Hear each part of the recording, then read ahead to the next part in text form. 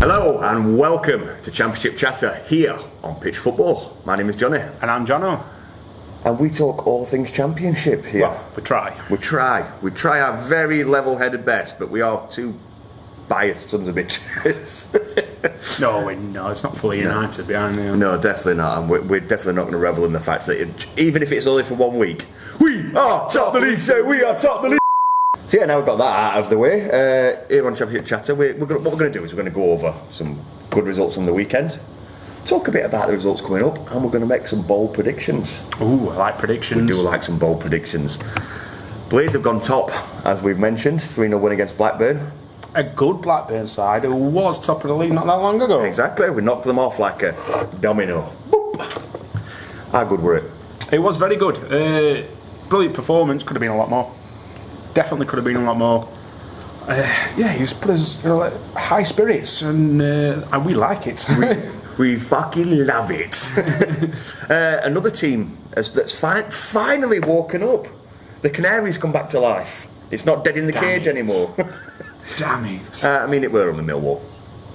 2-0 win. 2 wins on bounce though now. 2 wins on bounce, but look at they've been playing. I think even Dean Smith could win them games. That's all. That's only gives you wins. I don't rate that manager. I really don't. We mention it every video now, but it's because we truly believe that he's not good enough. No, definitely not. And Norwich just like to see him struggle a bit. I just believe that with the players they've got, the Pookie party's over. His seasons are done. He can't carry him on his back anymore. He's not got enough there. They've lost Campbell. They've got an ageing squad. I just think that their days are numbered. You think they're still going to struggle? Yeah. You don't think they're on the way up? No, mid-table fodder. I'll take that. Like where they belong. Boro are really struggling. The Chris Wilder effect doesn't seem to have kicked in yet. I know, and there's not that. There's the pressure on him and all. Who would have thought it? This is a manager you said is the best in the league. He is the best manager in the league. But this just proves a point that Boro fans are very fucking fickle, obviously. What's he done for Boro though? They're not. Weren't they bottom of the table when he nearly got into playoffs last season? Didn't he nearly do a Forest with him? He didn't do a Forest, did he? But why? Because Forest had something they didn't. A thicker squad. If he can't get the players he wants for any reason, and he's got a way for things. Bias. Wilder's gave us the best footballing days in our career watching football. You give Wilder a squad of more than 9 players, and he's a cheat code in this division. He's signed a couple. All right, maybe he's not signed enough, but he has signed some players, and a couple of players that he's been after while he were at United. Yeah. And at the moment he's struggling, and maybe he's not got that chemistry that he has with players that he had at Bramall Lane. Maybe as a lifelong Blade, it's a different scenario. We can't just talk but about. He's very professional, and we can't just talk about how he worked Sheffield United. Look how he worked Northampton with a shoestring budget, with the issues he had there. I mean, they've got to give him time. They have got to give him time. It's not going to happen overnight. No. So we were lucky that he did with us. Yeah. I just think Middlesbrough. It's hard to describe. Yeah. I don't like to see managers get sacked anyway. You won't go far wrong keeping him, put it that way. Yeah. Give him time to blend it. I do think that Middlesbrough do need to do more to back him. I think he needs more players to work with. And if you're just going to give him the bare minimum, there's a chance that he's not going to do well there. And it'd be a shame, because I think it's a team that has good support when they're on the day. It's a team that historically you'd put in the top flight. You look at it, I'm going back to when he was with us. He did well with us on a shoestring. He didn't have that much to spend. No, but he did it with the players that he had. Yeah, and that's the problem. And I think they're expecting him to do the same at Middlesbrough. Yeah, but when you look at who we brought into United, he's always had. We've not had the deepest of numbers under Wilder. No. But we had more numbers than Boro have got at the minute. I think what they got 19 registered players, full stop. It's not good enough, is it? Especially for a full season. No, not at all. And who's going to thrive under that? You look at what Wilder did, he never gave up, did he, against Sheffield United? The last game, a 1-0 loss to Reading, it happens. We learned that last season, even with the players we've got. Right as well, I think you did, yeah.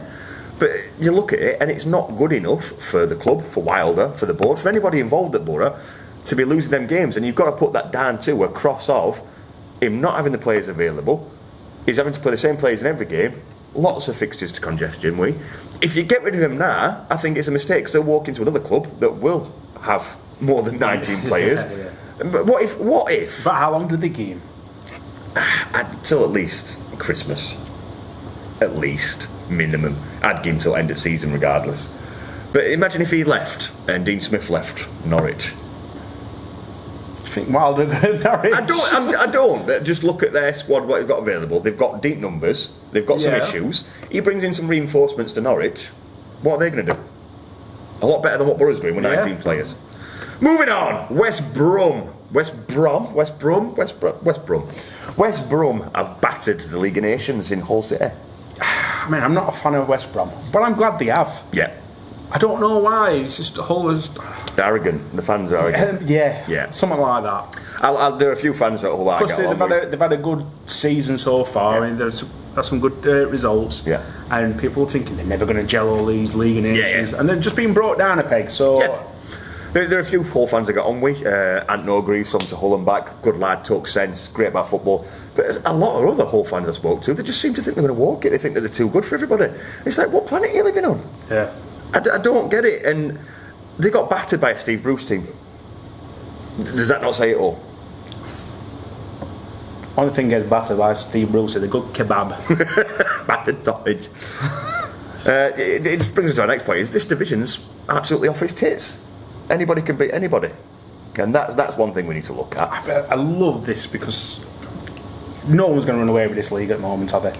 I hope we do. Apart from us. That second spot is up for grabs. No, speaking of it, there are teams in this division that are underperforming. There's teams that are overperforming, like they did last season.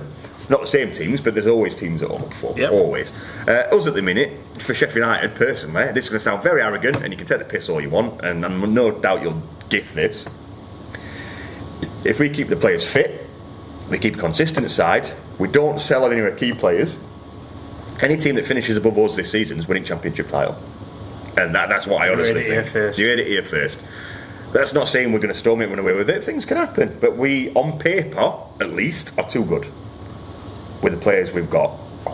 We are. We are going to get fucked for this. Don't care. It's true. We should be beating every team on paper. But the championship doesn't work like that, does it? Does not work like that. There's a few teams that you think on paper, like Norwich, no way they'd have thought they'd have lost their few games like that. No, but you look into the deep strategy of why, with the ageing players, the players that they've lost, and the systems have changed, and the fact that they've got Dean Smith as a manager, and you can understand why. But again, on paper, they should be running away with it. And this is what I mean. I don't want to sound arrogant. On paper, we are brilliant, but we're always one bad game away from a run of 3 or 4 defeats, because that's how the championship works. It is. There's no counting your chickens in this division, is there? No, I mean, we're looking at some comments after our Blackburn game. Even Blackburn says they'll be in top 2. Yeah. After that game, they said they're a Premier League team. They will not be far from that top 2. Yeah. So it's showing on the pitch. That's the main thing. Yeah, Sunderland, they're up there. They're up there. They're doing really well. They are. I didn't rate them against Sheffield United, but I can only go on that game. Other times they played well. It's not Nottingham, is it? No, 100%. So, yeah, I think Sunderland are one of the teams that's going to perform well this season. Nobody expects them to. Could be this season's Luton. Do you think? Definitely. If not better. Yeah. Speaking of Luton, not really in the heights they were at before, are they? I said they'd struggle this season. Unfortunately, I'm being proven right at the moment. I like Luton, I really do, and I was so chuffed for him last season. I just had a feeling this season's not going to be it for him. No. Had a good result at weekend, but against Swansea. Look, just doomed at the moment, aren't they, Swansea? Jesus. Elton John FC will be happy, undefeated in second. They have lost Dennis. They've lost the menace, but Sar's still there. Looks like they're losing another one as well. So Sar's still there though. He's moved to another club. Fell through. Still time yet. There is still time, but I think if they can keep him, that'll be like a new signing. It'll be like similar to a lot of teams at the moment who've got them high-profile players like Blackburn, Brereton Diaz, with Sanderberg. Keep them players. It's one of its signings at season. I may have to rethink Blackburn finishing top. Blackburn, it's like they're starting their downfall even earlier now, isn't it? Yes, 2 3-0 defeats. Yeah. One against my relegation favourites, Reading. Ever since I said they were going to do well. Commentator's curse. Watford are going to do fantastic this season. What we'll do now, because we've waffled on long enough, we're going to go around the Championship fans. Hello, you absolute heroes. It's Mike, the Watford fan, just checking in after what's a standard week at Vicarage Road, really. We've said goodbye to Ismail Assar. He's signed for Aston Villa, apparently, but he's back at Watford. He hasn't signed. We've said hello to Courtney Howes, who has signed from Aston Villa and is at Watford. We've said goodbye to João Pedro, who's signed for Newcastle, apparently, except no, he hasn't. He's still with Watford. And then we've said goodbye and then hello again to Hassan Kamara, Watford's left back and player of the season last year. He's signed for Udinese for 16 million quid and then been loaned straight back to Watford for the season. So that's all Watford's transfer dealings of the week sorted. Got that? Good. In terms of the football, Watford of course have crashed out the Carabao Cup, as they do pretty much every season at the first time of asking. Lost at home in a pretty abject performance against Milton Keynes Dons, so that's good. Questions really being asked about the depth of Watford's squad after what was a pretty poor performance against that side. Milton Keynes really deserving the win, in all fairness. So that's Watford out of the Carabao Cup for another season. In terms of the league form, last time out, away at Deepdale, free scoring Preston. Yeah, of course, I joke. Preston have scored now one, I think, in 5 games. Watford have only scored a couple in their league performances as well. So no surprise that game ended 0-0. So once again, we're going into the weekend. We've got a tough home game with QPR, not really knowing what to expect. We don't know what the team's going to look like. We don't know what the confidence levels are like. We don't know really who's going to start up front. Keenan Davis has signed for Aston Villa, but feels like he's not quite match ready. Is Courtney Howes ready to step straight in as a left-sided centre-back? We shall wait and see. As always with Watford, more questions than answers, but that's the way we like it. Plenty to talk about, isn't there? Come on, you horns! Hello guys, Jonny here from the Boro Breakdown, here to give you a review on Boro's season so far and our game against Reading. The game against Reading itself, for 72% possession, really slow in tempo, didn't do much with it, didn't create many chances in the game, and we struggled to break Reading down. They were sat in a really good low block, good defensively, and they did catch us on the counter and scored from probably one of the only chances they had in the game. And I think probably a draw would have been a good result for both teams in the end, because we just couldn't seem to get going in that game. I think it was the first time this season where we've really struggled to have that. In terms of the season so far, yeah, look, we're 23rd. It hasn't been a good start from us, but performances have been relatively good. Stoke, we were outstanding. There's been key moments in games where we've shown our quality and real quality in that. But it's just going to click. We're still not finished yet in terms of the team, but it's going to happen. I'm very, very confident. Just need to be calm, collected the next few weeks, and things will come rosy once again. Thanks for having me on, guys. Well, in the first 5 games, the Albion Twitterverse has been an absolute emotional roller coaster. 1 minute we're the best team ever, the next minute it's all misery and Bruce out. Unsurprisingly, the truth is somewhere in between. We've got a really good starting 11, but we're being denied our best striker due to injury. But we've got no money for replacements or for backup players because the chairman has took out his money via a loan. So we're completely skint and we're left with 16 fit outfield players. So we're threadbare, and you saw that against Derby in the League Cup, where we were pretty poor, to be honest with you, and beaten by a League One team's second string. So the reality of what we can be anything really, because we've got the quality in our first 11, but we're only a couple of injuries away from crisis, and that's pretty much where we're at. On to 2 away games this week, Huddersfield and Wigan, hoping for some good results, but our away form under Bruce has been terrible. Let's hope that turns, otherwise the fans might. Hi, my name's Gary, I'm part of the Sky Blues Fans TV podcast team. I've been asked to give my thoughts on Coventry City's season so far. It's a bit of a strange season, as we've only played 2 league games and 1 League Cup game. Hopes going into the season were quite high. We were unbeaten in pre-season. Got a good draw against Sunderland. We weren't very good first half. Played a lot better second half, probably could have won it. We're expecting to play Rotherham, and then the whole pitch saga started. We played Bristol City in a League Cup tie. We rested a load of players, lost 4-1. Pretty much everything that had gone on off the pitch seemed to have affected the players. And then obviously went to Millwall. On the day of the game, we found that the Wigan game was off. We go 2-0 up, playing really, really well. And then a goalkeeping error. lets Millwall back into the game and we lose it 3-2. We lose Gus Hamer for the next game against Hull, which is a massive blow with Callum O'Hare and Liam Kelly being out. We're a bit short in midfield at the moment. That seems to be an Achilles heel. Generally, I'm pretty positive. The 2 league games, I think we've played alright. We've just kind of shot ourselves in the foot. It's a massive game on Saturday away at Hull, be a tough test. We're missing the players that we need. We just need to get points on the board.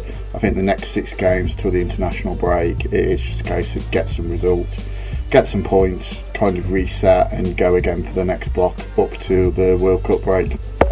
Jonno, you know what time it is?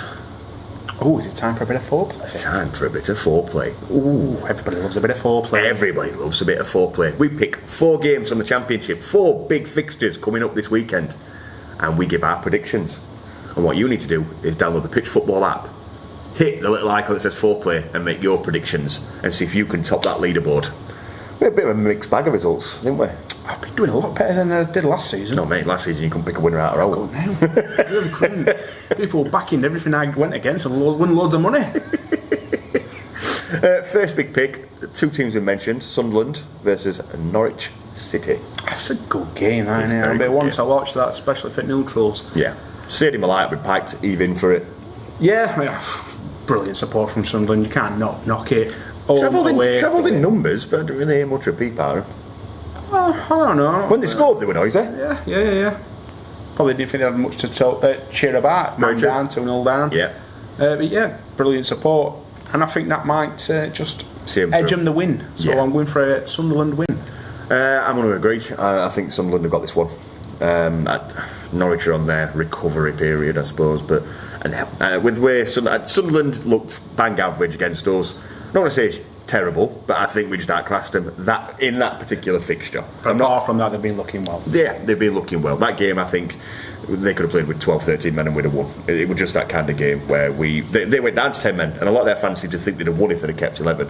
I don't think so. They should have had a man sent off just before that. Every time we were getting that past was them, a shocking time. they were resulting to fouling our players because that's all they could do to cope with. And it's been a long time since we've had players good enough to make teams do that, especially a side that's been looking well and not looking out of place in the Championship. So I agree, Sunderland are going to win that game. Yep. The League of Nations versus, in their own heads, the best team in the world, Coventry City. When the last time they played? Who, Coventry City? 1942, weren't it? Jesus. Get your ground sorted. I'd deduct some points. Well, there's got to be something sorted about it soon, hasn't it? It's just not good enough. They're a Calamity era club, and I don't understand where their arrogance comes from. I don't. And I think it's going to be a downfall from Hull's going to win. Yeah, 100%. All are bouncing back from their loss. Yeah, I agree. And they're going to win this I don't one. think it's going to help Coventry not playing as many games as everybody else as well. It's not no Coventry, in fact, that they're fucking bang average and they think they're amazing. As well. I wish Sam and Moore had left. I really do. I hate the fact that a player I love so much plays for a club like that. Just really do. And I think all have got this one in the bag. We've agreed on 2 now. No, damn it. We're going to pick all the same ones, aren't we? You can pick first on next, Sean. Watford are playing Queen's Park Rangers. Queen's Park Rangers have been... That's the word, isn't it? Yeah.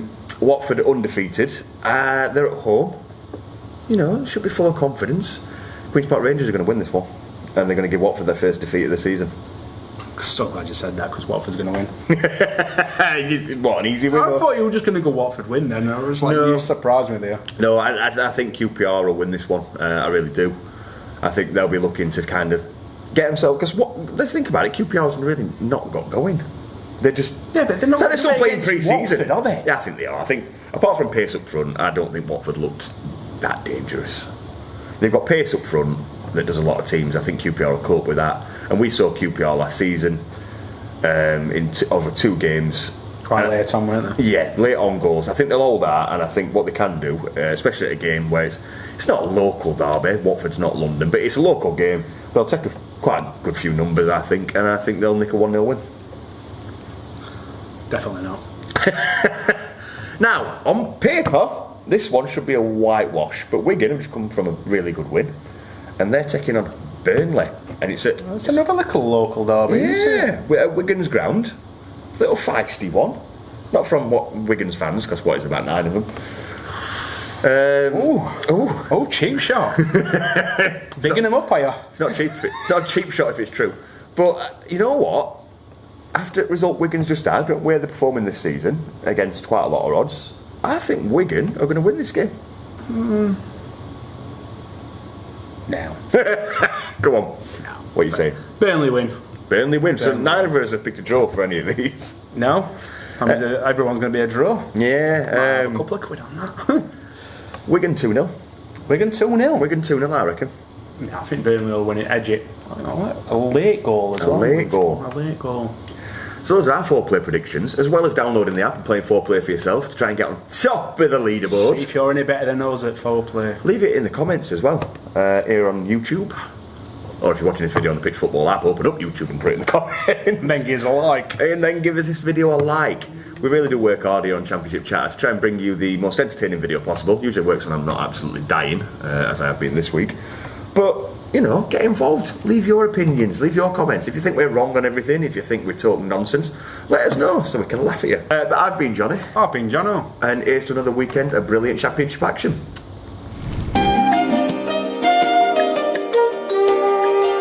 I should be like you, Mel.